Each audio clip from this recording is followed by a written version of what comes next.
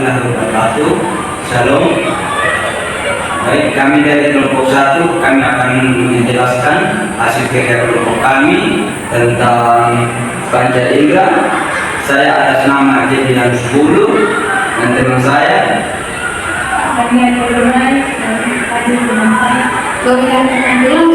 Cecilia Bani, dan saya Selina Bano. Saya Maria Martina Seru. Saya dari Distrik Penyalalo.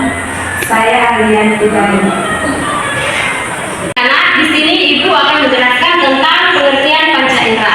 Jadi pengertian panca indera adalah bagian-bagian tubuh manusia yang memiliki fungsi khusus yang membantu kita dalam kehidupan sehari-hari. Jadi karena panca indera sendiri artinya adalah 5, maka di tubuh kita terdapat 5 jenis indera, yaitu 1 indera penglihat, 2 indera penciuman, 3 indera perasa, 4 indera pendengaran, dan 5 indera perasa. Sudah.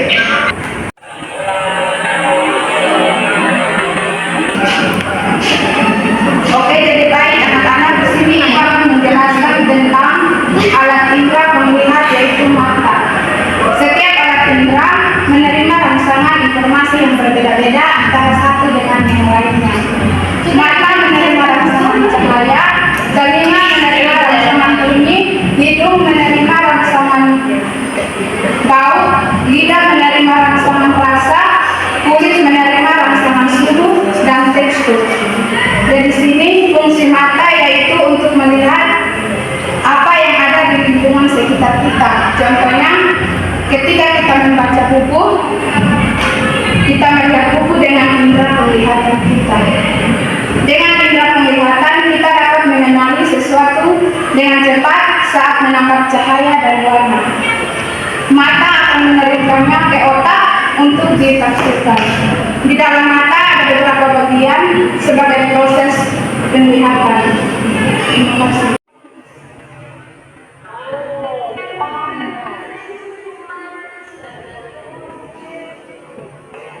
Yang kedua, Ibu akan menjelaskan tentang telinga atau indera pendengar. Telinga merupakan alat indera yang berfungsi untuk mendengar suara yang ada di sekitar kita. Dengan telinga, kita bisa mendengarkan suara-suara seperti suara hewan, suara orang berbicara, dan suara-suara lainnya. Baik, sekarang Ibu akan menjelaskan bagian-bagian dari telinga. 1. Telinga bagian luar, yakni terdiri dari dalam telinga, lubang telinga, dan liang pendengaran. Yang kedua, telinga bagian tengah, yakni terdiri dari gendang telinga, 3 lubang pendengar atau margin, landasan dan sambungan, dan saluran sistem. Yang ketiga, telinga bagian dalam, yakni terdiri dari alat keseimbangan tubuh, 3 saluran setengah lingkaran, tingkap dorong, tingkap pundak, dan rumah sikut atau kulit. Baik anak-anak, Ibu akan menjelaskan tentang fungsi bagian indera pendengar. Di sini daun telinga, lubang telinga, dan link pendengar mempunyai fungsi untuk menangkap dan menentukan satu gelombang bunyi. Terus yang kedua, gendang telinga ini mempunyai fungsi untuk menerima sebuah rangsang bunyi dan meneruskan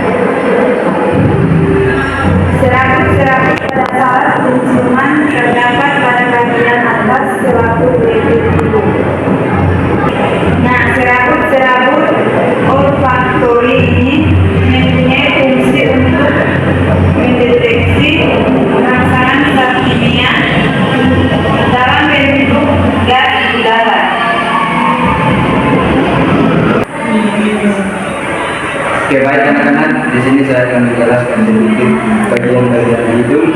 Yang pertama, lubang hidung mempunyai fungsi untuk keluar masuknya sebuah udara. Yang kedua, rambut hidung mempunyai fungsi untuk menyaring sebuah udara yang masuk ketika bernapas. Yang ketiga, selaput lendir mempunyai fungsi sebagai tempat menempelnya sebuah kotoran dan sebagai indera pembantu. Yang keempat, serabut saraf ini mempunyai fungsi untuk mendeteksi zat kimia yang ada pada udara pernapasan. Yang kelima, saraf pembau ini mempunyai fungsi untuk mengirimkan bau-bauan ke bagian otak. Oke, baik anak-anak, sekarang ibu menjelaskan tentang lidah, insang atau pencak. Lidah yaitu salah satu jenis indera yang mempunyai fungsi untuk merangsang atau merasa dari makanan yang masuk ke dalam mulut kita. Lidah bisa merespon berbagai jenis dan berbagai macam rasa seperti rasa asin, rasa manis, rasa pahit, dan jadi pada permukaan lidah yang ditutupi oleh 3 papil, yaitu 1 papil sicuvallata, 2 papil filiformis, dan 3 papil fusiformis. Oke anak-anak, sekarang ibu akan menjelaskan tentang kulit atau indera peraba. Oke, sekarang kulit adalah salah satu alat indera yang mampu untuk menerima sebuah rangsangan temperatur suhu atau sentuhan, rasa sakit, tekanan, tekstur, dan lain sebagainya. Pada kulit terdapat sebuah reseptor yang peka terhadap sebuah rangsangan fisik. Umumnya pada setiap jenis reseptor hanya bisa menerima satu jenis rangsang saja. Kulit mempunyai fungsi sebagai alat pelindung bagian dalam, misalnya pada otot dan tulang, dan sebagai alat peraba dengan dilengkapi berbagai macam reseptor yang peka terhadap berbagai suatu rangsangan, yaitu sebagai alat ekspresi serta untuk mengatur suhu tubuh.